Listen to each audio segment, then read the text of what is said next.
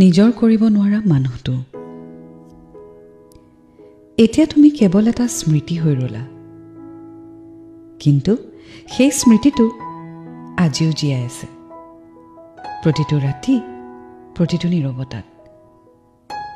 তোমাক পোৱাৰ বাবে মই মোৰ অন্তিম চেষ্টা কৰিছোঁ, এটা কথাও বাদ দিয়া নাছিলোঁ। নিজৰ অহংকাৰ, নিজৰ সন্মান সকলো থৈ আহিছিলোঁ, কেৱল তোমাক নিজৰ কৰিবৰ আশাত। কিন্তু কিছুমান মানুহক যিমানেই ভাল পাওঁ, তাক নিজৰ কৰিব নোৱাৰোঁ।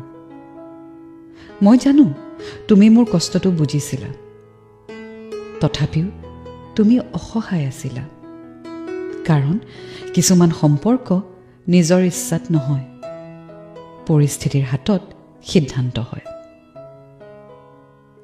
আজিও যদি কোনোবাই মোক সোধে তুমি চেষ্টা কৰিছিলানে, মই গৌৰৱেৰে ক'ম, মই মোৰ সাধ্যৰ শেষ সীমালৈ গৈছিলোঁ।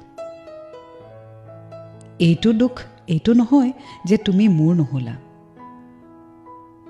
দুখ এইটো যে মই সকলো দিছিলোঁ, তথাপিও হেৰুৱাই পেলালোঁ। এতিয়া তুমি কাৰোবাৰ জীৱনত নতুন অধ্যায়